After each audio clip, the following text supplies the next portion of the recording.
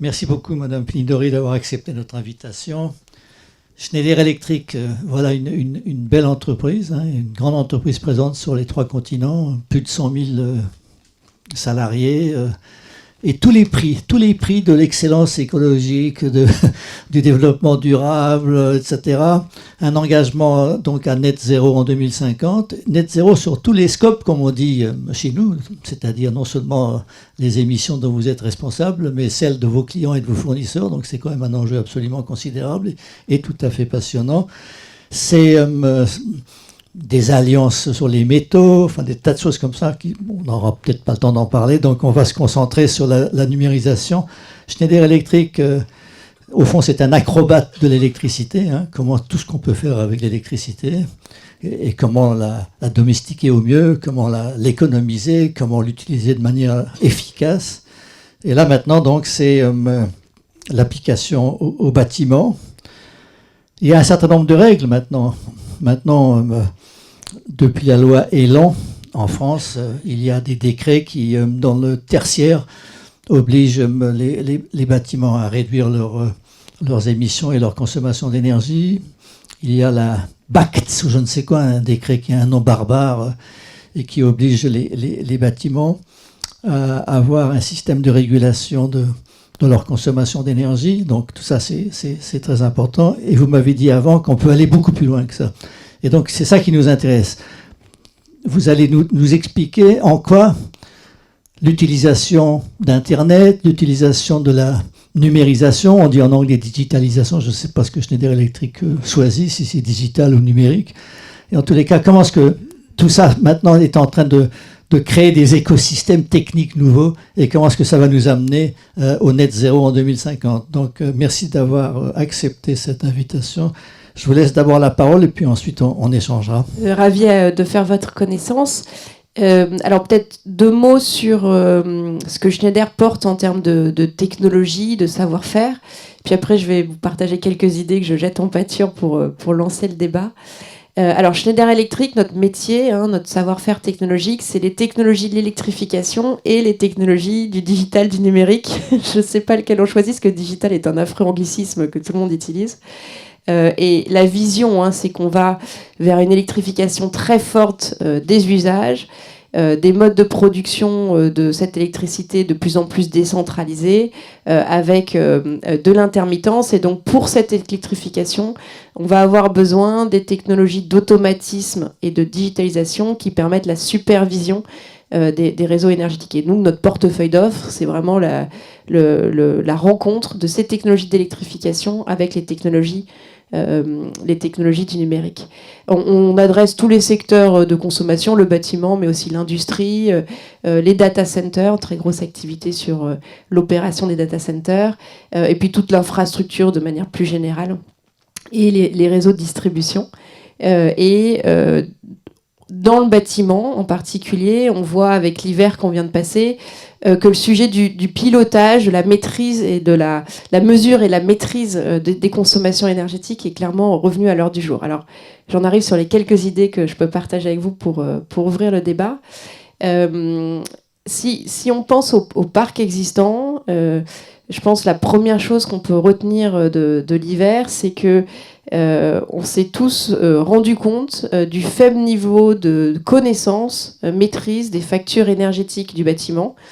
Tout d'un coup, les factures ont augmenté et ça a été un peu, je pense, dans vos entreprises d'une manière générale et puis pour toute la société, un moment de sidération. Je ne sais pas où est le compteur, je ne suis pas sûre d'où sont mes factures, suis-je capable de mesurer peut-être, mais ce n'est pas si simple de retrouver les informations, etc.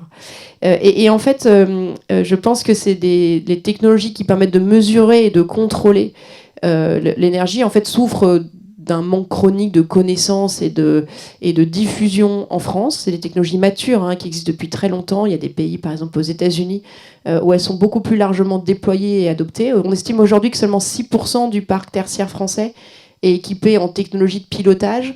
6%, c'est très faible. Et sur ces 6%, qu'une très grosse moitié, on estime près 70%, n'est en fait pas opérée correctement. Donc ça fait pas beaucoup de bâtiments quand vous faites 6 fois fois 30% opérés correctement. Ça n'avait pas beaucoup de bâtiments dans le parc tertiaire français, qui est aujourd'hui vraiment avec des systèmes de mesure et de pilotage de l'énergie efficaces. Et en fait, ce manque de connaissances, je pense, s'explique sur deux raisons. Premièrement, on a très peu, en fait, dans les dispositifs publics soutenu ces technologies. Et il y a une mécanique qui se met en place sur toutes les filières qui se sont structurées pour diffuser, soutenir les technologies d'efficacité énergétique. Si vous êtes soutenu, par exemple, c'est dans un dispositif C2E, si vous êtes soutenu par les dispositifs d'aide public, vous serez ensuite promu par les acteurs de la filière C2E, et on le sait tous, ils sont assez efficaces pour aller générer de l'action dans un parc très diffus. Vous serez soutenu par les conseillers ou rénovations publiques, etc. Et en fait, si ces technologies ne sont pas reconnues, soutenues, ben en fait, elles ne diffusent pas, elles ne sont pas portées ensuite par toute la filière. À mon avis, ça c'est une grande raison. La deuxième raison qui est intéressante et que je veux vous proposer, c'est que on a beaucoup parlé de rénovation globale. Évidemment, il faut d'ailleurs accélérer, mais il faut un rythme de rénovation globale dans le bâtiment, mais on n'a pas suffisamment porté de poids sur les actions d'efficacité énergétique qui peuvent se faire beaucoup plus rapidement dans un bâtiment en opération, donc sans arrêter l'activité du bâtiment, et qui ne sont pas obsolètes, c'est-à-dire qui ne sont pas obsolètes le jour où on vient vraiment faire une rénovation lourde d'un bâtiment. Et ces technologies de pilotage, elles peuvent s'installer en rétrofit, en rénovation. On n'arrête pas l'activité d'un bâtiment, et puis si un jour on vient changer la chaudière isolée, la technologie en elle-même ne sera pas obsolète, on n'aura pas perdu son investissement. Et donc je pense qu'il faut qu'on pense à deux temporalités différentes. La temporalité des rénovations lourdes qu'il faut accélérer, mais aussi quels sont les gestes qu'il faut qu'on diffuse en rénovation dans le parc existant et qu'on peut faire de manière beaucoup plus rapide pour livrer des gains immédiats en termes d'efficacité énergétique. Mais en fait, c'était pas cher l'électricité en France pendant longtemps, donc c'est peut-être aussi pour ça qu'on s'en est pas, que le tertiaire, c'est-à-dire les entreprises ne se sont pas suffisamment préoccupées de ça. Donc maintenant, il y a un décret, donc elles sont obligées. Alors, il y a un décret. Il y a deux décrets. Tout à fait. Donc, le fameux décret BACS, oui. Building Automation and Control System, qui est issu de la réglementation européenne. Donc, la France est en avance sur l'adoption de la réglementation européenne, mais c'est issu d'une réglementation européenne. Et le décret BACS dit que tous les bâtiments tertiaires, jusqu'à des bâtiments assez petits, le seuil est en puissance sur les systèmes de chauffage et clim. Mais l'ordre de grandeur que vous pouvez retenir, c'est à peu près 1000 m². Donc, on va quand même chercher des bâtiments de taille petite, doivent s'équiper d'un système de supervision, contrôle et pilotage. Ce décret existe. Alors, il est en train d'être revu pour que les seuils soient abaissés, mais bon, il est déjà publié. Mais il est encore très peu connu. En fait, quand on va en région, par exemple, et qu'on discute avec des collectivités... Mais l'obligation, c'est quoi? C'est 2025 2020, il y a différents seuils, mais oui, disons 2025, une grosse partie. Donc très peu connu, et aujourd'hui probablement pas du tout au niveau de déploiement attendu, puis sans punition. Donc il ne faut pas toujours forcément avoir des approches punitives, mais c'est vrai qu'un décret dont on n'a pas fait la promotion et sur lequel il n'y a aucune pénalité en cas de non-conformité va peut-être avoir un petit peu du mal à se diffuser. Est-ce que tous les deux, vous parlez du plan de sobriété qui demande une réduction de 10% des consommations? Oui. Alors, on n'en parlait pas, mais...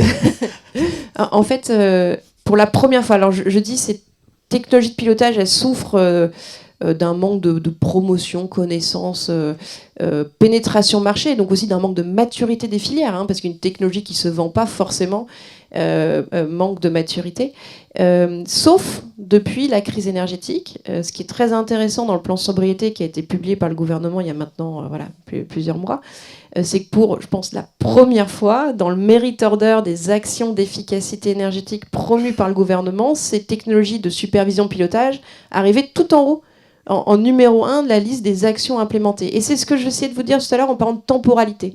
Il y a des actions à prévoir sur des temps longs où il faut absolument qu'on rénove l'ensemble du parc de bâtiments à horizon 2050, avec X centaines de milliers de rénovations par an. Et par ailleurs, il y a des actions qu'on peut déployer très vite, par exemple l'éclairage intelligent dans les villes, mais ces technologies de pilotage sont en fait tout en haut du merit order de ces actions. 2 ans. Alors, on peut... Bien sûr. Alors, je pourrais vous parler d'exemple de Schneider, mais une technologie de pilotage peut se déployer très vite. C'est des projets de quelques mois. Alors, par contre, ne nous mentons pas. On n'équipera pas tout le parc français en 2 ans. Ces technos permettent de réduire de beaucoup plus que moins 10%. Mais quand vous avez une filière dont le parc installé est 6% du parc de bâtiments français, une filière industrielle, vous n'allez pas du jour au lendemain équiper en 2 ans 100% du parc, c'est juste impossible. C'est pareil sur les logements. Alors, plutôt sur le logement, on avait des discussions avec les ministères sur alors est-ce qu'on peut demain équiper tous les ménages ? Non, en fait. On est sur des rythmes d'équipement où aujourd'hui il y a peut-être 100 000 ménages par an qui s'équipent avec ces systèmes-là. En termes de montée en charge industrielle, filière, compétences, etc. On peut dès maintenant acter qu'on veut que tous les ménages soient équipés à horizon 2030. Ça, ce serait une très belle ambition, je pense, pour la France. Mais on ne pourra pas le faire en 2 ans. C'est juste une réalité économique. Peut-être quand même, il faut expliquer de quoi il s'agit. Donc, techniquement, si je puis dire, il s'agit de mettre des capteurs dans différents équipements correspondant aux usages de l'énergie dans le bâtiment, et ensuite un boîtier de contrôle où toutes ces informations remontent et il y a une programmation. C'est ça, comment ça fonctionne ? Exactement, c'est assez simple. En fait, vous avez des séries de capteurs qui peuvent faire différentes choses. Des capteurs de température, évidemment, des capteurs de CO2 qui permettent de qualifier le besoin de renouveler l'air, parce qu'un gros consommateur d'énergie dans le bâtiment, c'est le renouvellement d'air. Donc des capteurs de CO2 typiquement pour les salles de réunion. Vous allez avoir des capteurs d'humidité, différentes typologies de capteurs qui discutent à travers des passerelles de communication avec un serveur pour avoir un niveau d'automatisme déjà embarqué de régulation au niveau de ce serveur. Et ensuite, ces informations remontent sur des logiciels de supervision, soit hébergés dans le bâtiment, soit sur le cloud. Ça ne change rien, les 2 solutions existent. Et qui permettent de paramétrer des décisions automatiques de si la température passe sous un certain seuil, arrête de chauffer, recommence à chauffer. Si la qualité de l'air baisse, active la centrale de traitement d'air pour renouveler l'air, etc. Et puis qui permettent aussi une action de l'opérateur qui peut venir décider temporairement de modifier les paramètres. D'accord. Alors, et donc, tous ces capteurs... au départ, ils sont liés, je ne sais pas comment, par des fils. Ensuite, les fils disparaissent. Et maintenant, c'est Internet. C'est ce qu'on appelle l'Internet des objets, c'est ça ? Donc, les capteurs peuvent être reliés par filaire, peuvent être en Wi-Fi. Dans la maison, c'est des protocoles de communication qui s'appellent le Zigbee. Il y a différentes façons, mais les capteurs discutent. Et c'est effectivement l'Internet des objets. Discutent et sont capables à la fois d'envoyer de l'information, mais aussi d'en recevoir, dans certains cas. C'est la mesure, puis ensuite le contrôle. Donc d'accord, c'est donc je bidirectionnel. suppose que Schneider Electric me propose son système de programmation lui-même, comment ça fonctionne, etc. Bon, alors la question c'est, à mon avis, comme déjà avec Linky. Linky, ça a déjà été toute une histoire pour installer les Linky. Bon, c'est un grand succès quand même, hein. Donc les informations sont là. Est-ce qu'il y a beaucoup de Français qui vont aller chercher les informations ?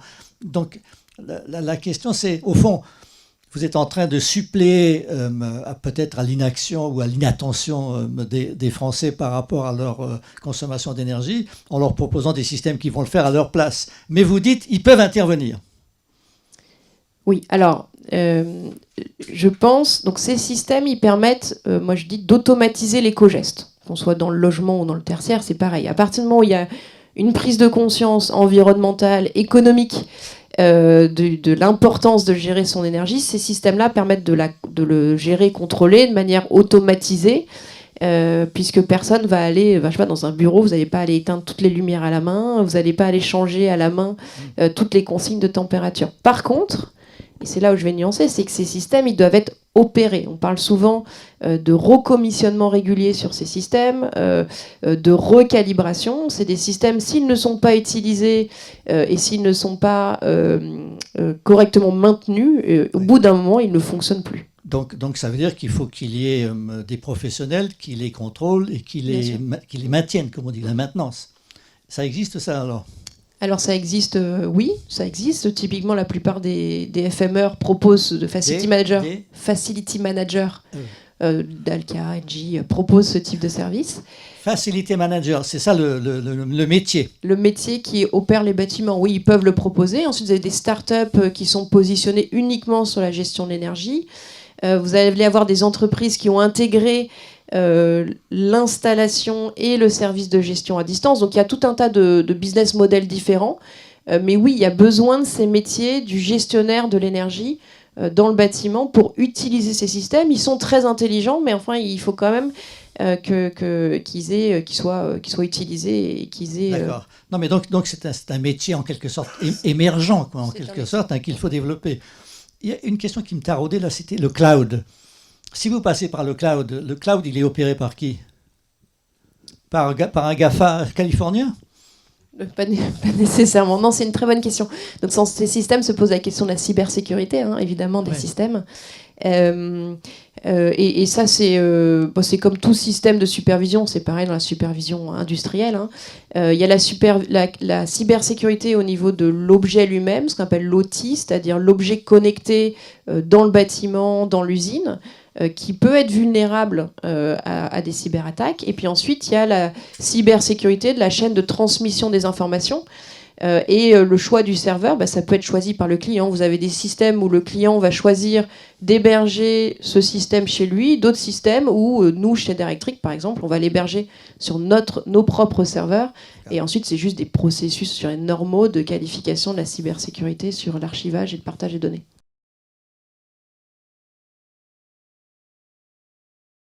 Oui, tout à fait. Et je reviens sur une des idées que je vous ai données au tout début. Ces systèmes, ils ont été historiquement peu promus en France, pour plein de raisons. Mais du coup, le manque de compréhension et de connaissance, il est immense. Et la difficulté, c'est que les Schneider Electric, nos concurrents, on est des entreprises du B2B, 2C, c'est-à-dire nous, Schneider Electric, on est très rarement en contact direct avec le consommateur. Ça n'est pas notre métier. On travaille avec des intégrateurs, avec des tableautiers, avec des électriciens qui eux-mêmes vont travailler avec les ménages, mais on n'est pas une entreprise qui a une image de marque et des actions de communication, même un savoir-faire qui va aller toucher directement le consommateur. Donc cette prise de conscience, évidemment, elle doit être portée et incarnée par des entreprises comme Schneider Electric, mais beaucoup plus largement, on voit maintenant beaucoup d'énergéticiens qui proposent ces solutions à leurs clients dans le cadre de leur relation commerciale d'abonnement d'énergie. Ça, c'est très intelligent pour arriver à promouvoir, diffuser ces technologies.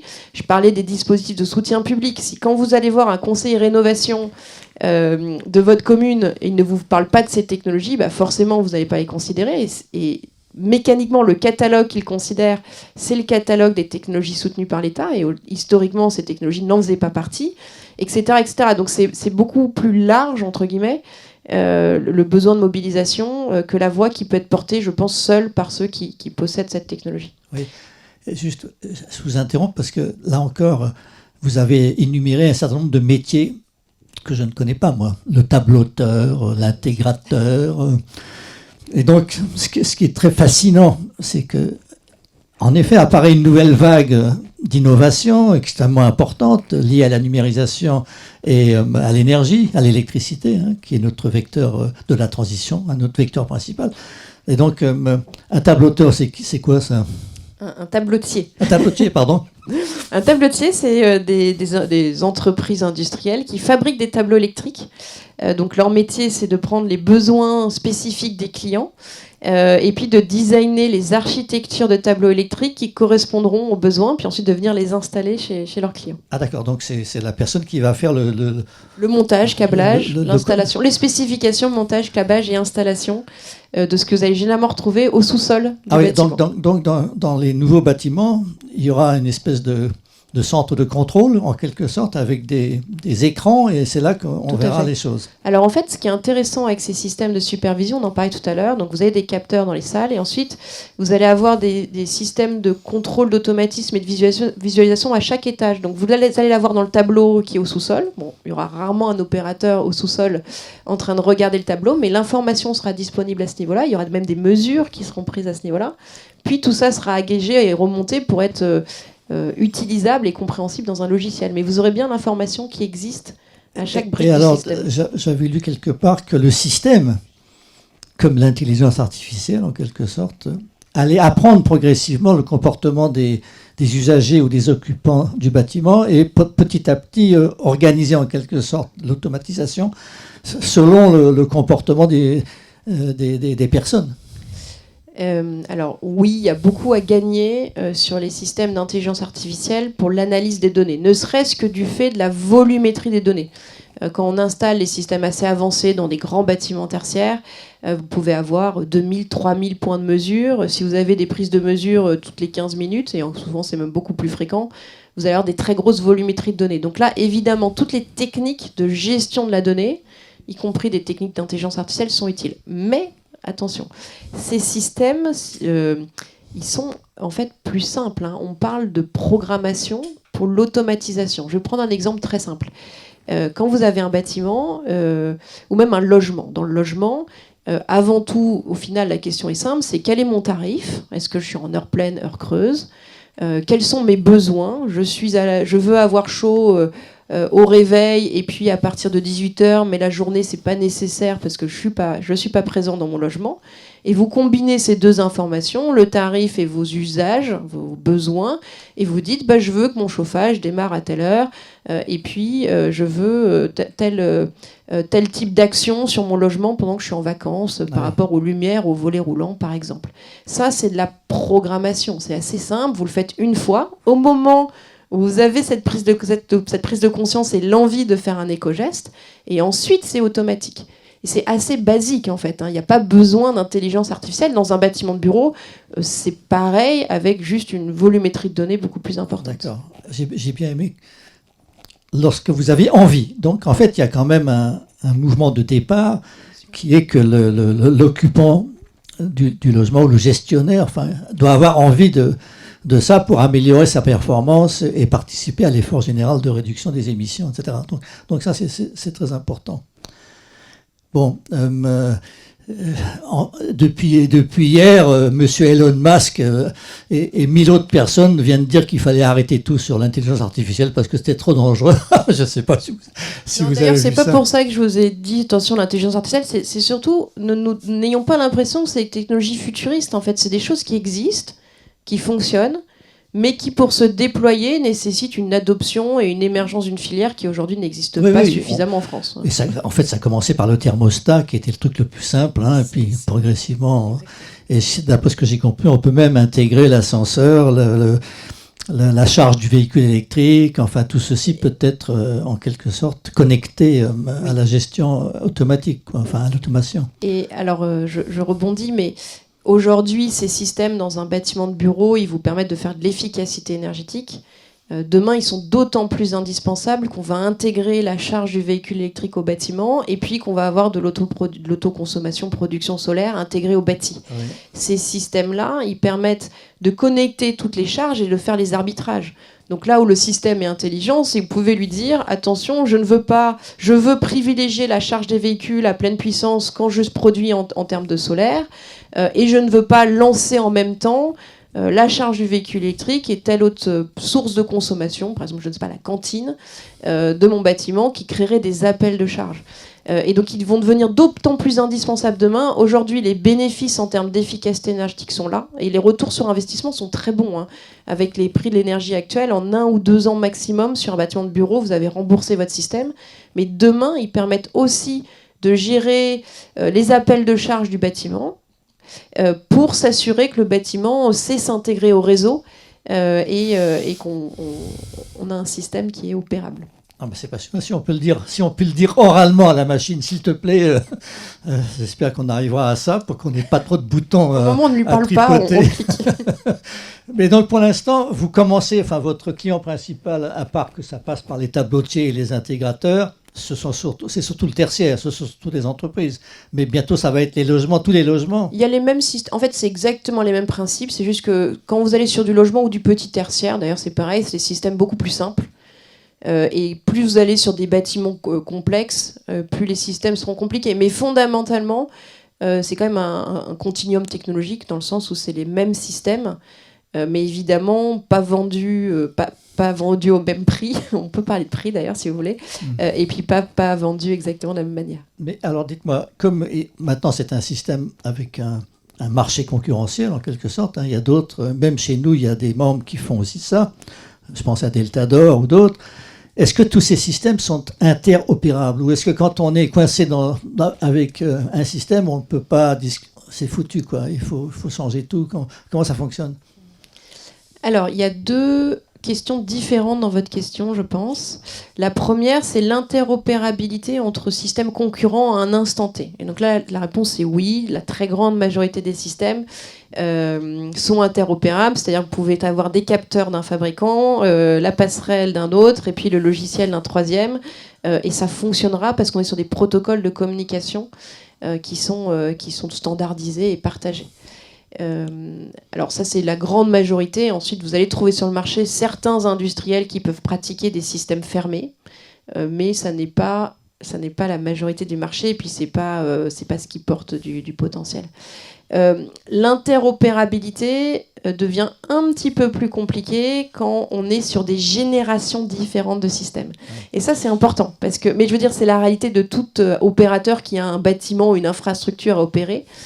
Quand vous avez dans un même bâtiment coexistence de systèmes qui ont 10, 20, 30 ans d'écart, là, vous commencez parfois à avoir des difficultés. Et il y a des situations, effectivement, où il faut faire des mises à jour importantes des systèmes, mais c'est plus des effets générationnels que des problèmes de standardisation et de protocoles qui seraient fermés. D'accord, mais comme en France, on n'a pas été très... On va tout de suite passer au dernier cri. Oui, alors il y a quand même 6% des bâtiments, évidemment c'est les plus gros, qui sont équipés, et une bonne partie doivent remettre leur système à niveau. Et voilà, et dans ces actions de remise à niveau, les logiciels d'aujourd'hui, évidemment, sont beaucoup plus performants de ceux d'il y a 10 ans ou 15 ans, et à ce moment-là, il peut y avoir un besoin de mise à jour de certains systèmes. Mais généralement, c'est quand même... c'est une évolution technologique, donc voilà, il y a des mises à jour qui sont à faire, mais ce n'est pas des stratégies de protocoles fermés qui existent. Et alors, dites-moi, donc ça consomme un peu d'énergie, tout ça, mais ça en fait gagner. Donc, c'est quoi le ratio à peu près, quoi? Alors, c'est une excellente question. Alors là, je vais prendre l'exemple. On a publié un papier, donc les données sont disponibles pour ceux qui voudraient regarder le détail. Et on a fait le bilan de notre nouveau bâtiment à Grenoble qui s'appelle Intensity, qui se veut être un démonstrateur du bâtiment électrique très performant. Il consomme 37 kWh par mètre carré par an. Wow. Donc il est très performant. Il autoproduit une très grosse partie de sa consommation et il est capable même d'injecter de l'électricité sur le réseau. Donc on a fait un démonstrateur du bâtiment net zéro électrique et digital. Dans ce bâtiment, on a beaucoup d'équipements actifs qui ont été embarqués et on a estimé le poids CO2 de fabrication de ces équipements versus les bénéfices apportés. Et la réponse est évidemment, c'est rentable. Vous avez un retour sur investissement carbone de ces équipements de l'ordre de 1 à 3 ans en fonction des systèmes tels qu'ils sont dimensionnés, si ils sont utilisés.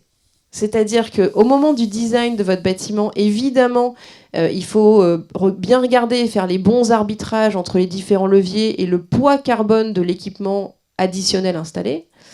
Et ensuite, en opération, et c'est un gros si, parce qu'aujourd'hui, ce passage de relais ne se fait pas toujours bien, même aujourd'hui, en 2023. C'est-à-dire que vous dites qu'il y a des gens qui achètent le système, qui l'installent et qui ne s'en servent pas? Ah oui, tout à fait. Oui, bah ça, c'est la réalité des 20 dernières années.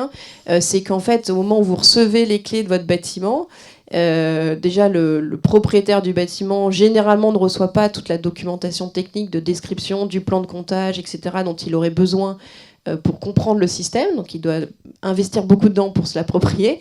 Et ensuite, il faut qu'il ait le système, le service de supervision, qu'il le fasse en propre avec son Facility Manager, à travers un service déporté autre. Il faut qu'il utilise ces systèmes pour qu'il apporte les bénéfices rendus. Sinon, on a perdu en coût carbone additionnel de fabrication, et puis on n'aura pas du tout la performance escomptée en opération. Ça, c'est une certitude. Je viens de penser que si ça se développait plus dans d'autres pays comme les États-Unis, c'est parce qu'il y a des gratte-ciel Et chaque gratte-ciel est autonome avec son système de gestion, et les gens qui s'en occupent, enfin, les services techniques qui sont là, quoi. Donc ils sont obligés de le faire. Alors il y a peut-être des compétences dans la filière bâtiment plus développées. Il y a des prix de l'énergie qui sont plus élevés dans certains États. Il y a aussi moins de confiance sur la robustesse du réseau électrique qui font qu'aujourd'hui, vous connaissez tous en Californie, mais aujourd'hui, on a dans certains États américains une très très forte pénétration de la production décentralisée, couplée à l'électrification du chauffage, couplée aux techniques de pilotage, donc exactement ces bâtiments futuristes dont on parle aujourd'hui en France.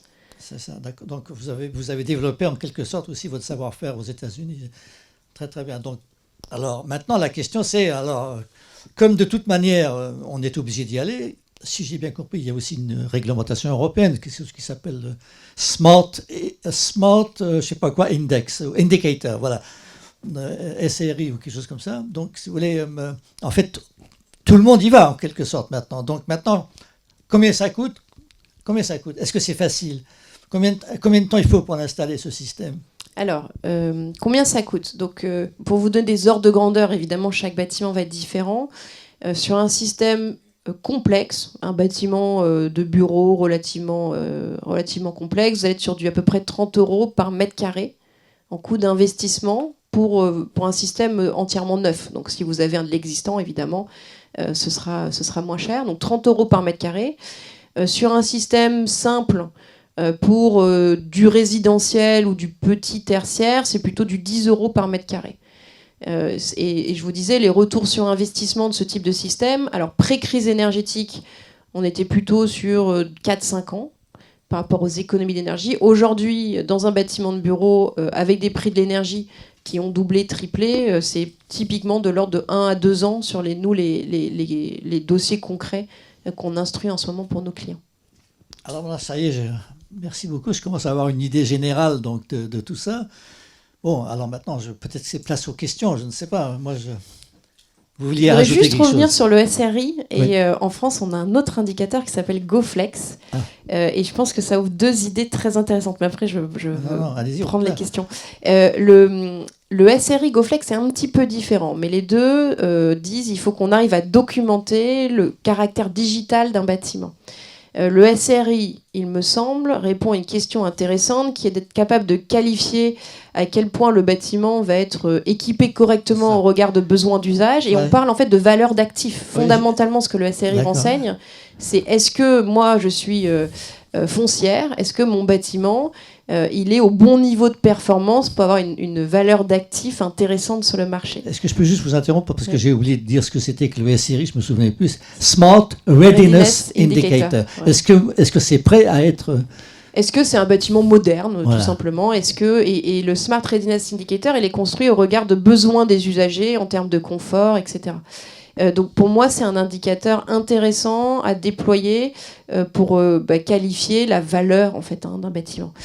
L'indicateur GoFlex qu'on a créé en France et qui est aujourd'hui porté par la FNCCR, il cherche lui à qualifier le potentiel de flexibilité d'un bâtiment. Donc il est plus étroit entre guillemets dans son approche. Mais là où il est intéressant, c'est qu'il permet de se dire ce bâtiment a tel potentiel, peut offrir tel potentiel de flexibilité au réseau. Donc on est capable, ça ressemble à une étiquette ABCD comme le DPE, mais version flexibilité, de quantifier et de qualifier le potentiel de flexibilité qu'un bâtiment pourrait apporter au réseau. Et ça, c'est à mon avis la première brique. Si demain, on veut mettre le bâtiment au service de l'équilibre du réseau, avoir la capacité à le quantifier, c'est la base pour ne serait-ce que pouvoir avoir des démarches commerciales d'acteurs qui sont capables de contacter les bâtiments pour leur proposer leurs services d'effacement. Alors, juste avant de passer à la question, je pense que l'enjeu principal, c'est la simplicité quand même. On en a 2. Et pour le moment, aucun des 2 n'existe vraiment. Tout ça, c'est des pilotes en cours. Oui, mais si vous voulez, dans notre pays, il y a des gens qui se piquent d'autoconstruire eux-mêmes. Il y a beaucoup de métiers du bâtiment. C'est quand même extrêmement important en France. Et ce sont des petits artisans, beaucoup aussi, quoi. Et donc, il faut que ces nouvelles techniques, il faut vraiment qu'elles soient en quelque sorte apprivoisées, quoi. Il faut vraiment qu'elles soient rendues simples autant que possible, quoi, et qu'on ne nous affole pas avec les indicateurs, les trucs, les machins, parce qu'on se dira, mon Dieu, quel monde, quoi. J'ai pas eu l'effet escompté là sur mon explication sur les indicateurs. Non, moi, je trouve ça très intéressant parce que le fait qu'ils soient testés, ces indicateurs, ça montre quand même que d'un côté, des propriétaires de parcs immobiliers voient bien le besoin de digitaliser leurs bâtiments pour un meilleur usage, une meilleure valeur du bâti. Et de l'autre côté, la question de comment on arrive à créer l'information qui permet de faire émerger les modèles d'effacement dans le bâtiment qui aujourd'hui n'existe pas du tout. Hein. L'effacement tel qu'il existe est quasiment exclusivement aujourd'hui concentré sur l'industrie. C'est les prémices de transformation intéressantes. L'effacement, avant, oui, on dit, ton chauffe-eau, tu l'utilises uniquement aux heures creuses, quoi. Et on effaçait le chauffe-eau aux heures pleines. Alors on est tout à fait d'accord. Il y a des grandes temporalités dans l'effacement. Il y a tout simplement ce que je disais tout à l'heure, c'est-à-dire programmer correctement sa consommation par rapport aux besoins du réseau, et ça doit être traduit dans le tarif, et par rapport à ses besoins à soi, ses habitudes. Et là, c'est simple, c'est juste de la programmation, c'est dire je veux que mon chauffe-eau il chauffe à telle heure, je veux que ma borne de recharge dans mon garage charge à telle heure. Et puis après, il y a l'effacement qui est plus sur des horizons 10 à 3 jours, où là, on va être sur des choses plus court terme en fonction de contexte météo spécifique. Là, c'est lié à RTE ou à Enedis. Alors, c'est-à-dire qu'il y a une partie de l'information de gestion du bâtiment qui va être en quelque sorte partagée ou communiquée avec le gestionnaire du réseau électrique. Tout à fait, tout à fait. Et alors cet hiver, pour la première fois, mais on a paramétré certains des systèmes de pilotage pour qu'automatiquement, en cas de signal éco-watt rouge, ils soient capables d'affaler ces consommations. On l'a fait sur notre bâtiment de bureau à Rueil-Malmaison et on est capable d'effacer en alerte éco-watt rouge 90% de l'appel de charge du bâtiment pendant une durée de 2 heures, puis ensuite les heures 3 et 4, on reprend progressivement l'appel en puissance. Et puis on l'a fait dans les bâtiments de certains clients, par exemple le bâtiment d'ICAD occupé par Technip à La Défense, où eux, ils sont capables d'affaler 30% de leur consommation en cas d'alerte éco-watt rouge. Donc on est capable d'avoir des signaux demain, hein, on sera capable d'avoir des signaux qui arrivent et d'avoir des bâtiments, des scénarios préprogrammés dans les GTB pour que les bâtiments affalent leur consommation. C'est les systèmes de pilotage. Ouais.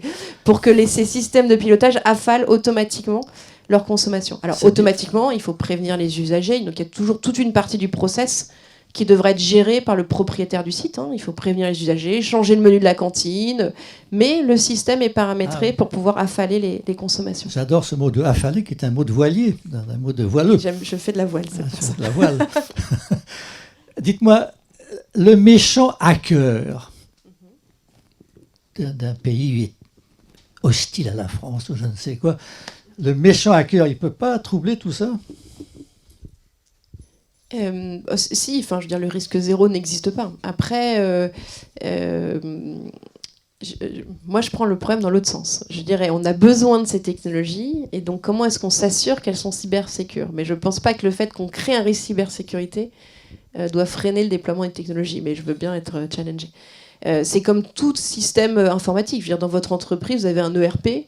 Pas parce qu'il y a un risque de hacker que vous n'allez pas déployer le RP. Vous allez plutôt vous demander comment est-ce que je le déploie de manière sécurisée. Voilà.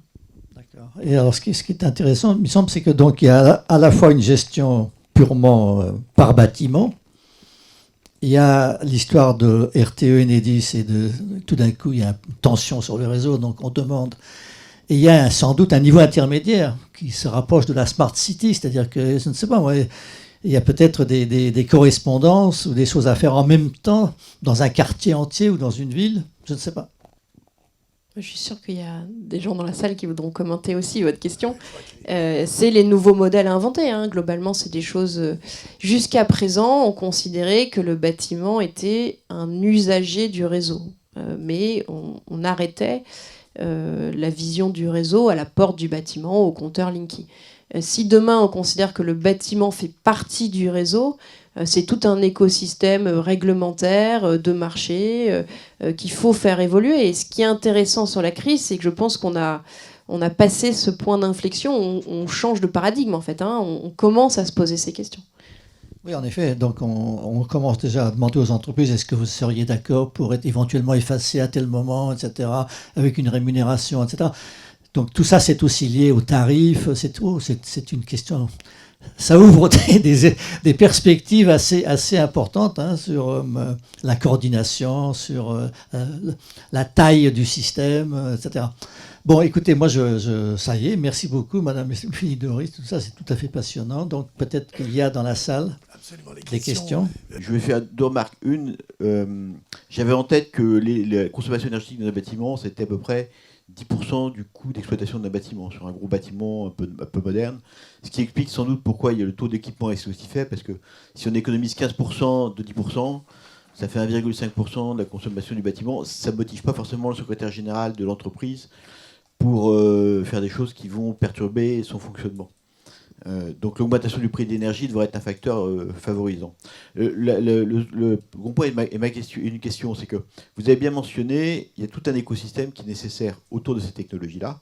Vous faites des tableautiers, il faut facility management, il faut des électriciens. Alors les gros bâtiments, ils ont un facility management, et ça je ne suis pas inquiet pour eux. Pour les autres, est-ce que vous avez mis en place des systèmes, ou est-ce que vous travaillez sur des mises en place de systèmes de labels ou de formation pour ces électriciens, pour ces tableautiers, pour que les petites entreprises ou les particuliers soient rassurés et qu'ils aient des gens compétents? Parce qu'un des gros freins de déploiement de ces technologies, c'est l'électricien, c'est Marcel et son fils. Et Marcel et son fils, ça peut être compliqué de mettre en place une nouvelle technologie, donc il va freiner.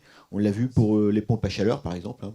Je sais que il y a quelques années, j'ai voulu m'équiper d'une pompe à chaleur. Mon chauffagiste a freiné parce qu'il ne savait pas les mettre en place. Donc, il m'a expliqué qu'il fallait que je prenne autre chose. Est-ce que vous travaillez là-dessus? Parce que ça sera un élément clé pour le déploiement de ces technologies. Donc c'est un système qui est très intermédiaire, et puis in fine, on a des entreprises de taille souvent relativement petite. Alors nous, Schneider Electric, on a un programme qu'on appelle le programme Eco-Expert, dans lequel on va avoir certaines de ces entreprises, nos partenaires, qui sont formés, qualifiés et reconnus à travers des systèmes de badge, de reconnaissance de leurs compétences.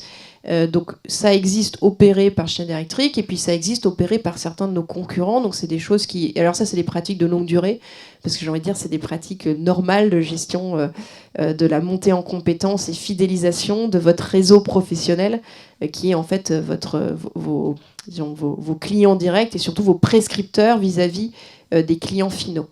Donc c'est des choses qui existent. Si on se demande qu'est-ce qu'il faut en plus, eh bien, en plus, premièrement, il nous faut, si on dit qu'on va très largement augmenter l'électrification des usages, il nous faut beaucoup plus de compétences sur le marché. Aujourd'hui, sur les systèmes de pilotage spécifiquement, on est déjà en pleine crise de l'emploi, du recrutement, parce qu'il y a en fait un déficit sur le marché très fort de ces compétences spécifiques sur ces systèmes. Donc il faut beaucoup plus de compétences d'électriciens, il faut beaucoup plus de compétences pour accompagner cette électrification.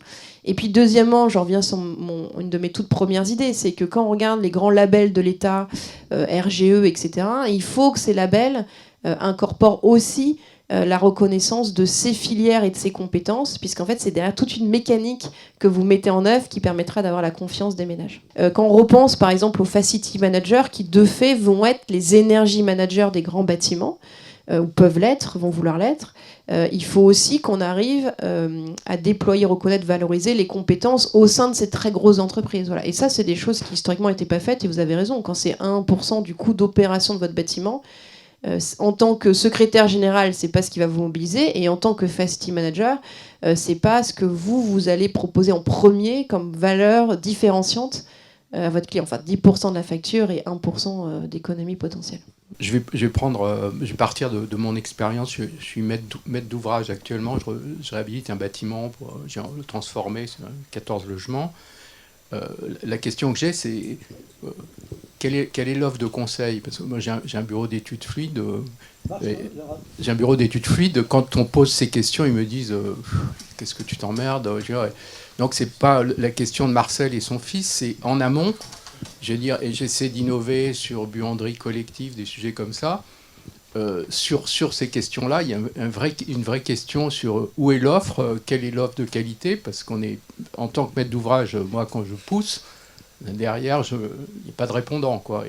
Alors, je ne parle pas de l'exploitation. Et quel est aussi, quel est le ROI? Parce qu'à la sortie, on me dit, ouais, mais tu vas faire ça va te coûter pour, tu t'emmerdes pour rien, quoi. Donc il y a une vraie question, ce qui n'est pas sur celui qui va poser, mais bien en amont. Si on prend le sujet dans l'autre sens, avec le décret Bax, l'installation de ces systèmes va devenir obligatoire. Il commence à être connu, ce décret Bax. Donc de fait, on va avoir un énorme appel d'air sur le marché. Et ce qui est très nouveau, c'est qu'on va avoir un énorme appel d'air sur le marché du petit moyen bâtiment, alors que la filière qui existe aujourd'hui, elle est concentrée uniquement sur les grands bâtiments. Donc ça, un appel d'air, c'est très positif, dans le sens où c'est de l'activité, donc ça va attirer des entreprises qui vont se former.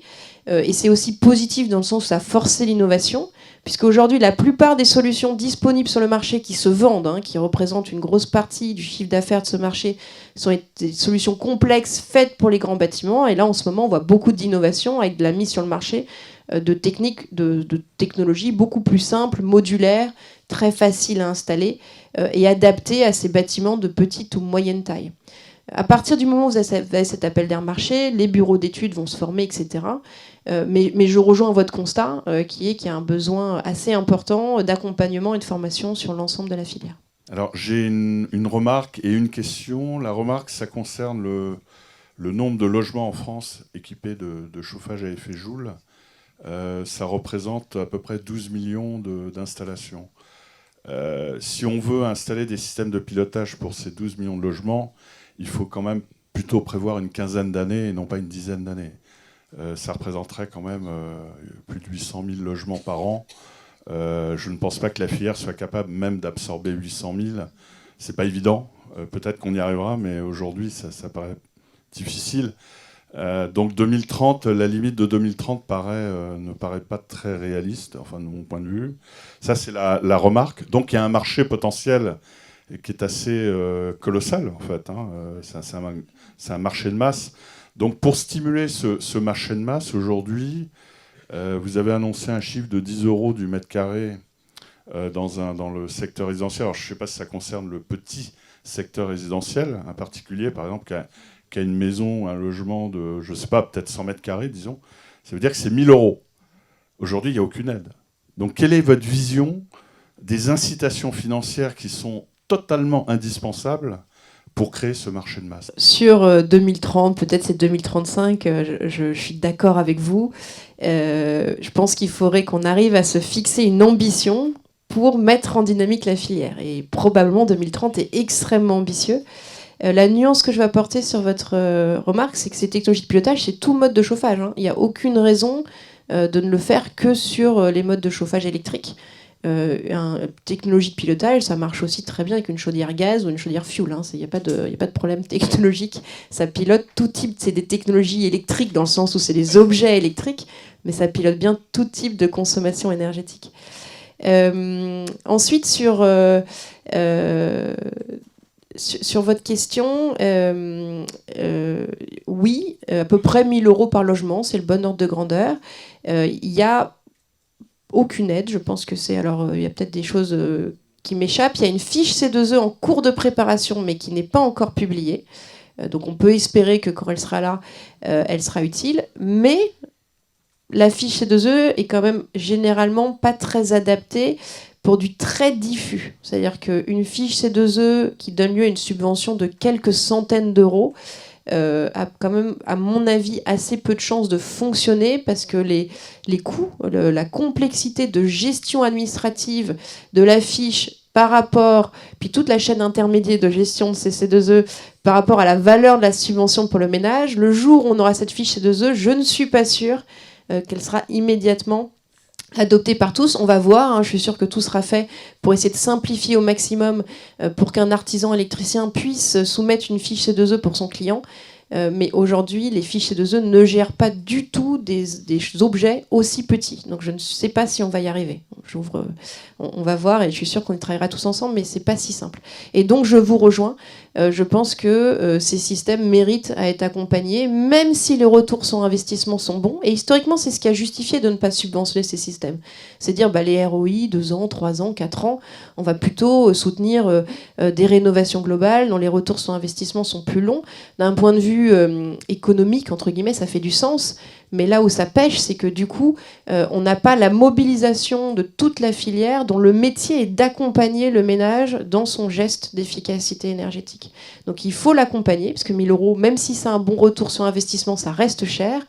Et le fait de l'accompagner permettra de mobiliser toute la filière qui accompagne sur les territoires les consommateurs.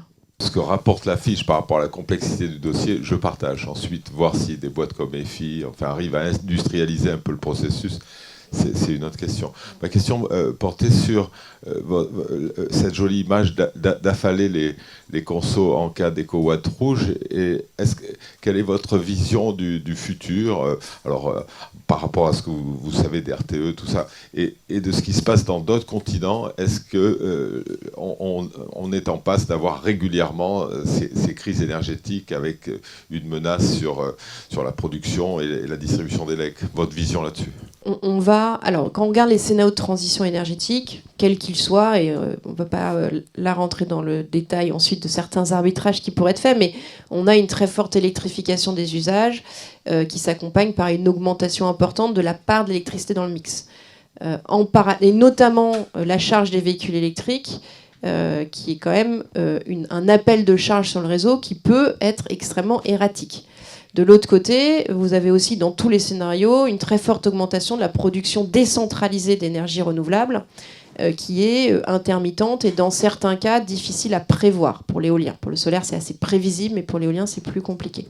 Donc, vous allez avoir une part plus importante d'électricité dans le mix avec d'un côté des appels de charge sur des nouveaux modes de consommation, chauffage, mais surtout véhicules électriques, beaucoup moins prévisibles et beaucoup moins lisse entre guillemets, ou en tout cas récurrent qu'avant, et puis de l'autre côté une production qui de la même manière sera moins pilotable, moins prévisible qu'avant. Si vous mettez les deux ensemble, oui, par construction, on a un système électrique qui va devenir plus complexe à piloter, et on a tout ce qu'il faut pour le faire, mais qui nécessite évidemment de modifier la manière dont c'est fait. Et ça, je pense que c'est un constat qui est assez partagé. Et donc, qui nécessite de penser à des nouvelles choses qui pourraient être faites.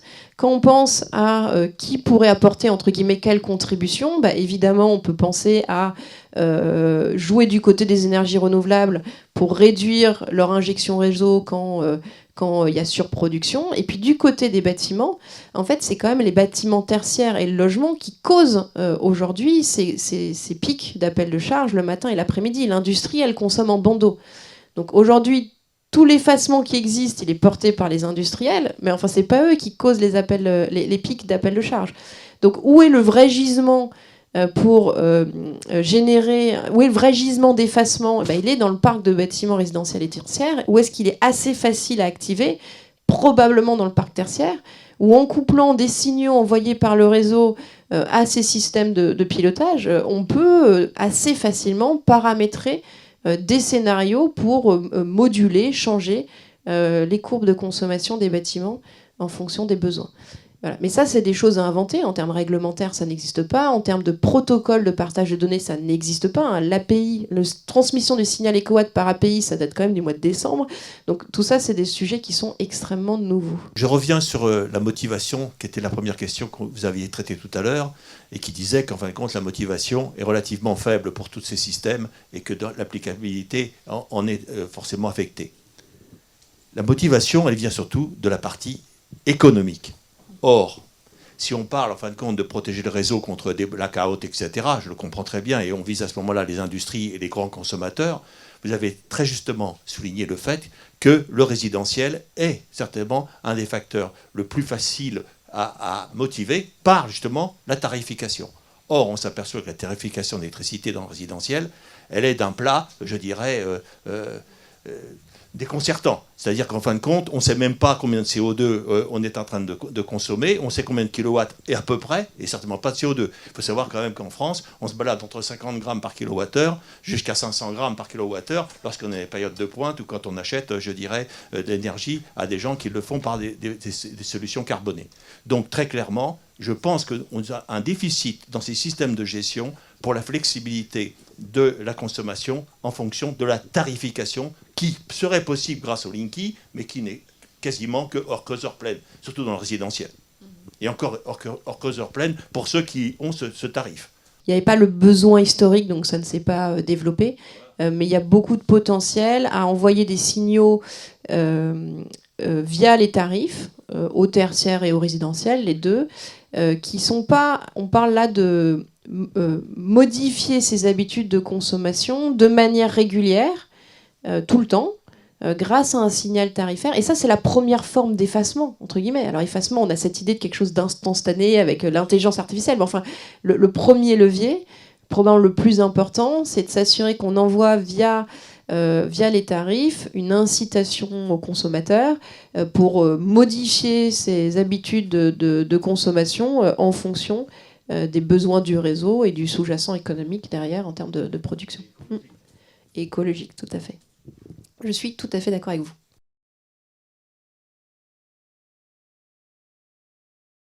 On ne va pas regretter d'avoir un réseau qualitatif et stable, ça c'est plutôt une très bonne nouvelle. Effectivement, la comparaison du coup a ses limites, mais moi je voudrais pas vraiment répondre à la question, mais je voudrais juste partager une idée avec vous qui va peut-être pas me rendre populaire auprès de certaines personnes dans la salle, mais je trouve est une idée intéressante. Je pense que la difficulté qu'on a en France, c'est qu'on aime bien inventer nos propres systèmes. Quand on est Schneider Electric, nos marchés sont mondiaux. Pour vous donner un chiffre, aujourd'hui les États-Unis, alors une entreprise française, mais les États-Unis c'est notre premier pays de vente. Et la France ne représente que 8% de notre chiffre d'affaires. Quand on investit dans des projets R&D, des technologies, c'est généralement des projets mondiaux, parfois découpés sur 2 grandes zones mondiales. Voilà. Mais c'est souvent des architectures et des technologies. On a vocation à vendre dans l'ensemble des pays du monde. Quand on regarde ce qu'on fait en France, on a tendance à faire du made in France.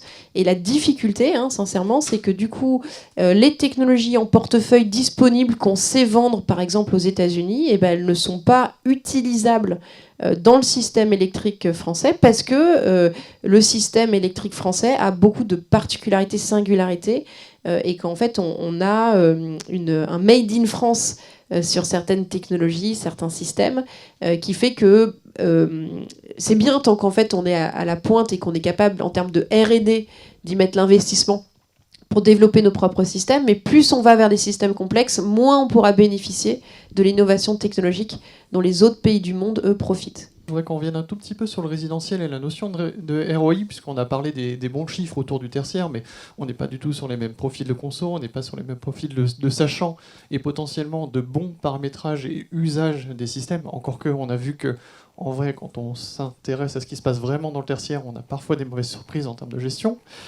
Pour avoir fait des audits dans le tertiaire, je sais de quoi je parle. Mais donc dans le résidentiel, donc on parlait peut-être d'économie, même pas garantie, parce que peut-être sur des systèmes moins bien suivis potentiellement par les usagers, de 10-15% par an, sur des niveaux de conso qui sont plutôt de l'ordre d'un SMIC par an en termes d'énergie, bon, en admettant que l'énergie reste ou dérive pas tant que ça, c'est-à-dire que les temps de retour sont clairement pas à 1-3 ans, on est plutôt sur de l'hypothétique 10 ans plus. Comment ça se comporte sans financement, justement, dans un diffus où ça va être plus dur peut-être à les conquérir, parce qu'on a vu la réticence peut-être face à l'Internet of Things, surnommé par certains l'Internet of Shits aussi, tous les déboires qu'on a eus, on a parlé de la cybersécurité. Donc tous les traumatismes autour, par exemple, des webcams piratées par des harceleurs, des choses comme ça. Bon, donc il y a quand même des mauvais souvenirs chez les primo-accédants. Il y a la cicatrice Linky dont on a parlé avant, et encore, on l'a revu il n'y a pas longtemps avec le signal heure creuse de la pause méridienne qui a été très mal perçu aussi potentiellement chez les gens. Donc on parle d'un système qui part avec beaucoup de défiance, peut-être moins de bonne application et avec un temps de retour très incertain, peut-être pas d'accès à la subvention. Comment on se situe du coup là-dedans sur le résidentiel ? Pré-crise énergétique, c'était plutôt de l'ordre de 4-5 ans sur ce type de système de pilotage. Et comme dans le résidentiel, il y a eu en fait assez peu de hausse des prix de l'énergie qui ont été très maîtrisés, on est toujours sur cette ordre de grandeur. Je ne vous rejoins pas sur le 10 ans et quelques, mais après chaque bâtiment va être spécifique, mais les gains d'économie d'énergie qu'on observe sont quand même supérieurs à ceux que vous énoncez quand on les déploie dans les bâtiments. Mais disons 5 ans, c'est un ordre de grandeur qui me paraît raisonnable. Et oui, 5 ans, c'est long pour un ménage qui est sur des revenus modestes, c'est une évidence. Donc il faut que ce soit accompagné, il faut que ce soit plus accompagné en fonction du niveau de revenu des ménages. Et il faut que ce soit... c'est un peu comme le coût carbone dont on parlait tout à l'heure de fabrication du matériel, mais pour une autre raison. Si c'est installé, il faut que ce soit utilisé. Et je pense qu'il y a rarement eu de l'accompagnement à l'usage ensuite, et probablement, tout comme on sous-estime en fait dans le tertiaire le besoin d'opérer ces systèmes, probablement par le passé, on n'a pas suffisamment accompagné les ménages sur le fait de vraiment utiliser ces systèmes, les paramétrer correctement. Ça se fait sur smartphone, donc il faut des ménages qui sont à l'aise pour utiliser ce type de technologie, ce qui n'est pas du tout une évidence. Et si vous n'avez pas ça, je vous rejoins, que vous n'aurez pas du tout les bénéfices escomptés. Est-ce que je peux poser une question? Alors, c'est vraiment une question un peu débile sans doute. Est-ce qu'il y a une comparaison qui a été faite entre les résultats en termes de CO2 ou d'énergie, entre la rénovation légère, la rénovation lourde, le changement de source d'énergie ou le système de pilotage? Parce que l'argent public est limité. Et donc, il faut savoir où on veut investir en priorité, avec les résultats les plus rapides et les plus importants. Alors, quand on pose la question comme vous la posez, non, très bien posée, on arrive, et c'est des sujets sur lesquels on a beaucoup travaillé, entre guillemets, main dans la main, et fabricant de chaudières, Schneider Electric, fournisseur de solutions de pilotage, côté industrie des matériaux, isolation, on arrive à la conclusion qu'un optimum, c'est la rénovation globale. D'où le fait que la France ait beaucoup soutenu les rénovations globales ces 10 dernières années. Là où moi je nuance un peu ce propos, c'est que sur des montants d'enveloppe d'investissement beaucoup plus faibles, parce que 10 € du mètre carré, c'est quand même 20 fois moins qu'une réno globale, où vous êtes très vite à 200 € du mètre carré, et encore, c'est pas très cher pour une réno globale. Donc, sur des enveloppes d'investissement qui sont beaucoup plus faibles, vous pouvez aider les ménages à aller beaucoup plus vite et à sécuriser dès maintenant 20% d'économie d'énergie sur la facture. Donc quand je parlais de temporalité au début, je pense que depuis 10 ans, on soutient beaucoup les rénovations globales et c'est très bien parce qu'on a fait ces calculs que vous dites de quel est l'optimum en termes de paquet cadeau, entre guillemets, et d'allocation du financement public. Le problème, c'est que du coup, on a sous-estimé, enfin sous-investi dans ces technologies qui peuvent se déployer beaucoup plus rapidement et qui sont un gisement d'efficacité énergétique immédiat et qui ne seront pas obsolètes le jour où vous allez rénover. Et comme il n'y a pas d'obsolescence, entre guillemets, le jour où vous rénovez, il y a quand même, à mon avis, un vrai intérêt à découpler deux types de subventions, de temporalité. Dans le parc public, c'est une évidence. Quand vous rénovez un grand bâtiment public, vous voyez bien que tout est refait. Et là, on est sur du 1000 € du mètre carré parce qu'on en profite aussi pour complètement réaménager les espaces, etc. Pourquoi est-ce qu'aujourd'hui, on ne déploierait pas des solutions qui ont des TRI dans le public, pour le coup très rapide, parce que les prix de l'énergie ont fortement augmenté, qui coûtent 10-20 € du mètre carré, en attendant une rénovation qui vous coûtera 1000 € du mètre carré dans 15 ans. Vous voyez bien, ça ne fait aucun sens, en fait. Donc il y a deux logiques de temporalité à réimaginer qui, à mon avis, ont été un peu un raté dans la manière dont on a abordé les choses ces 10 dernières années. Ah, je vous remercie. À Équilibre des énergies, les rénovations globales, nous sommes assez critiques. Je pense qu'on peut faire beaucoup mieux, beaucoup plus rapidement pour moins cher. Mais enfin, bon, bref. J'ai une question plutôt sur les ressources de matériaux. On a parlé des difficultés, on va dire industrielles. On a équipé 6% des bâtiments. Passer à 100%, ça va être très long parce que l'industrie n'est pas capable forcément de produire ce qu'il faut. On a parlé des difficultés en compétences. Et en termes de ressources de matière, il y a beaucoup d'électrification qui sont prévues, si on regarde les scénarios de RTE. Électrification des usages partout, notamment dans le bâtiment. Comment vous voyez ça? Est-ce que ça risque d'être une contrainte en termes de pénurie pour vos activités? Ou comment vous le voyez? Comment vous le regardez? C'est un risque qu'il faut qu'on anticipe. Alors nous, en tant qu'industriels, on l'anticipe. On a un resiliency leader à nos achats. C'est beau comme titre, comme métier. Dont c'est le métier, c'est d'anticiper ces questions de pénurie. Et puis on a la même chose côté R&D. Donc ces deux personnes travaillent ensemble pour anticiper ces questions de pénurie de matière. Donc c'est des choses que les entreprises doivent anticiper, parce que si vous n'êtes pas capable de sourcer une matière, vous ne produisez pas. Tout c'est aussi simple que ça. Et puis c'est des choses qui doivent s'anticiper au niveau national. Il ne faut pas qu'on reconstruise demain de nouvelles dépendances qui mettent en question la souveraineté française.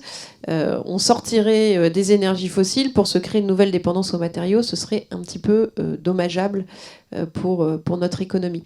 Donc c'est des sujets qu'il faut anticiper. Là, ma seule réponse, entre guillemets, c'est qu'on a le temps de l'anticipation et on a la compréhension. Normalement, on aborde le sujet d'une manière qui n'est pas naïve. Donc, il faut qu'on arrive au niveau européen, c'est le Raw Materials Act en préparation, au niveau français, et il y a beaucoup de travaux en cours, à identifier ces ressources critiques sur lesquelles la France a besoin d'approvisionnement. Et en tant qu'industriel, on travaille à sécuriser nos approvisionnements sur des contrats de long terme, on travaille à développer les boucles de recyclage sur nos matériaux pour que demain nos usines puissent être alimentées par des fournisseurs locaux de matériaux issus du recyclage. Donc on a aussi beaucoup de choses à faire au sein industriel par industriel pour sécuriser ces approvisionnements. On me fait la remarque, on me dit, effectivement, le pilotage, aujourd'hui, est perçu essentiellement pour le chauffage dans le bâtiment, pour l'éclairage, pour l'eau sanitaire. Mais c'est vrai que la montée en charge de la mobilité électrique, qui va, en tout cas dans nos pays, dans nos territoires européens et particulièrement en France, vont arriver très vite, cette montée en charge. Comment s'y prépare Schneider Electric ? En proposant les technologies qui permettront de gérer ces charges.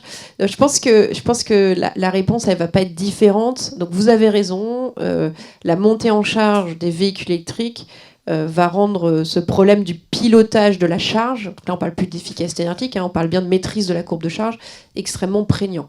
La réponse, ça ne sera pas la même si vous êtes sur des bornes de recharge à très forte puissance sur le réseau d'infrastructures routiers, le public, dans le bâtiment de bureau ou à la maison. Donc il y a différents modèles d'architecture à inventer.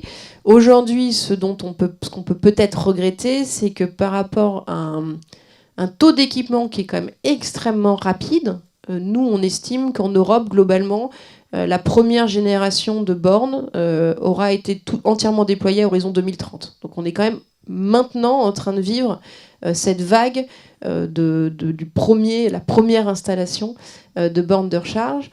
Et par rapport à ça, qui est une réalité de terrain du quotidien, je pense qu'on est un petit peu en retard collectivement pour définir ces bons modes de gestion et les bonnes règles. Je vous donne des exemples très simples, mais on parlait de filière tout à l'heure. Aujourd'hui, quand on a des bornes de recharge installées dans des logements, il y a des installateurs qui ne font pas correctement les installations et qui ne relient pas le câble de communication qui demain sera capable d'envoyer un signal à la borne. Ça existe, des installations dont la connexion n'est pas faite. Et là, on retourne sur des questions de formation, de compétences, de qualification de certains installateurs pour que l'infrastructure qui est déjà en train de se déployer tout de suite puisse accueillir les signaux qu'on voudra lui envoyer demain. Et ça, c'est un enjeu qu'il faut qu'on arrive à adresser ensemble. Je voulais revenir avec vous sur un point. Vous n'avez pas cité le jumeau numérique. Donc je voulais voir si dans vos solutions c'était intégré, c'est-à-dire qu'on avait un objectif très précis de consommation par poste, ou si votre modèle, vos tableurs, ne sont pas aussi fins dans leurs objectifs finaux. Parce que tout à l'heure, j'étais un peu étonnée de votre positionnement sur la rénovation, parce que quand on parle de jumeaux numériques, évidemment, on part aussi d'un bâtiment performant, donc performant aussi en termes d'isolation. Voilà, donc je voulais savoir quelle était votre intégration de la notion de jumeaux numériques dans vos solutions. Alors, c'est une excellente question et vous avez raison, je ne l'ai pas assez abordé. Pour plein de raisons, les jumeaux numériques portent beaucoup de promesses, de potentiel de valeur et peuvent nous aider. Alors, on parlait tout à l'heure de la construction versus l'opération. Donc, en phase de construction, maintenant, sur des bâtiments, en tout cas d'une certaine taille, on va avoir des jumeaux numériques assez avancés. Et un premier enjeu, c'est qu'il y ait bien une transmission de cette connaissance. Une fois la phase... Déjà que cette capacité qui aujourd'hui essentiellement sur le design sert bien en construction, parce qu'il y a beaucoup d'émissions de CO2 d'inefficacité pendant la phase de construction, et qu'ensuite que cette information passe bien sur la phase d'opération du bâtiment, et donc on est bien quelque part la capacité à réaliser la promesse, c'est-à-dire que l'intention d'optimisation qui a été créée, pensée pendant le design, puisse bien être réalisée par celui qui va opérer le bâtiment, notamment en termes de gestion des charges. Ça va forcément faire partie de la modélisation, bien sûr, c'est dedans. Mais pas que, hein, tout simplement, toute la capacité à faire la supervision. Donc le jumeau numérique permet ça. Il va aussi permettre de gérer les problèmes de génération. Je vous disais tout à l'heure, tout est interopérable dans une certaine génération, mais c'est vrai qu'on commence à avoir plus de difficultés à avoir de l'interopérabilité quand on est sur des générations très différentes. Avec le jumeau numérique, vous avez l'information, la traçabilité, et vous pouvez beaucoup plus facilement et efficacement remettre à niveau des installations tout en valorisant tout ce qui est toujours fonctionnel. Donc ça permet aussi, dans la durée de vie du bâtiment, d'être plus efficace. Et je reviens sur notre exemple du bâtiment Intensity à Grenoble. On a fait les modélisations d'impact carbone en cycle de vie. On estime que la partie maintenance, opération du bâtiment, en coût d'équipement, ce sera à peu près la moitié de la fabrication, construction initiale. Donc c'est énorme, c'est normal. Hein. Sur 60 ans, tout l'équipement que vous allez venir remplacer, ça va faire plus 50% au coût initial CO2 de construction du bâtiment. Donc la capacité à optimiser la durée de vie des équipements dans le bâtiment, les faire vivre plus longtemps, et ensuite à les remplacer de manière optimale, aura un énorme impact sur le bâtiment. Et là, c'est pareil, c'est ces technologies de jumeaux numériques qui vont permettre de pouvoir le faire plus efficacement. Alors après, on pourrait redonner la parole à Bouygues. Il y a de nouveau des défis immenses en termes de compétences, de savoir-faire. Il y a probablement encore de l'innovation logicielle à apporter pour arriver à livrer cette promesse. Mais c'est une évidence que ça fait partie des solutions à accélérer. Je vais aussi remercier Madame Pinidori. C'est dommage qu'on n'ait pas davantage parlé des jumeaux numériques, parce que c'est quand même tout à fait passionnant. J'avais assisté à une présentation par Schneider Electric, justement, des jumeaux numériques. C'était vraiment, vraiment intéressant, quoi, une espèce de modèle virtuel très, très élaboré, quoi, du bâtiment. Alors, du futur bâtiment. Là, c'était des bâtiments en construction, quoi, qui allaient être construits. Écoutez, moi, je me prépare à devenir facility manager de mon propre logement. Donc, si j'ai bien compris, tous les citoyens français maintenant sont appelés à devenir facility manager. Peut-être qu'on va trouver un mot français pour dire tout simplement gestionnaire de son logement ou je ne sais quoi. Moi, la toute petite gêne que j'ai, c'est que, évidemment, tout ça, c'est très compliqué. C'est qu'on n'est pas des militants permanents de l'optimisation de son logement. On est un peu unidimensionnel ici, on est sur l'énergie, mais au fond, dans un bâtiment, il y a autre chose. Il y a la santé, il y a l'eau, il y a éventuellement les insectes xylophages qui font un petit bruit et qui sont en train de faire des trous dans le bois. Il y a les vents maintenant du changement climatique qui peuvent atteindre 150-300 km/h même, mais comment est-ce qu'on résiste? Il y a tout ce qu'on veut, quoi. Et donc, je suppose que ce que vous faites peut aussi intégrer tous ces nouveaux paramètres qui sont aussi importants pour la vie quotidienne dans un logement, je pense. On peut tout intégrer, mais ça rendra votre système plus complexe. Donc oui. La seule question, c'est jusqu'où, de quoi vous avez besoin.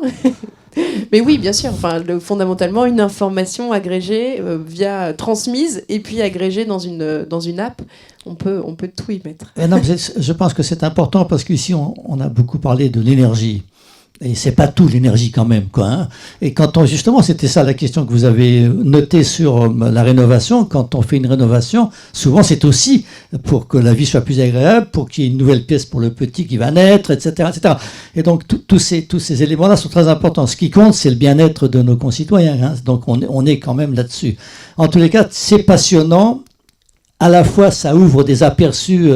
On se dit, ah zut, en France, on est en retard, encore, peut-être un domaine où on est en retard, et en même temps, on a d'excellents informaticiens, enfin, on a Dassault Systèmes, on a des trucs extraordinaires, donc voilà.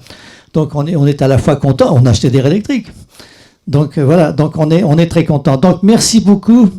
Nous partons d'ici un peu plus informés, un peu plus intelligents peut-être, et en tous les cas, angoissés à l'idée de tout ce qui reste à faire. Merci beaucoup. Merci.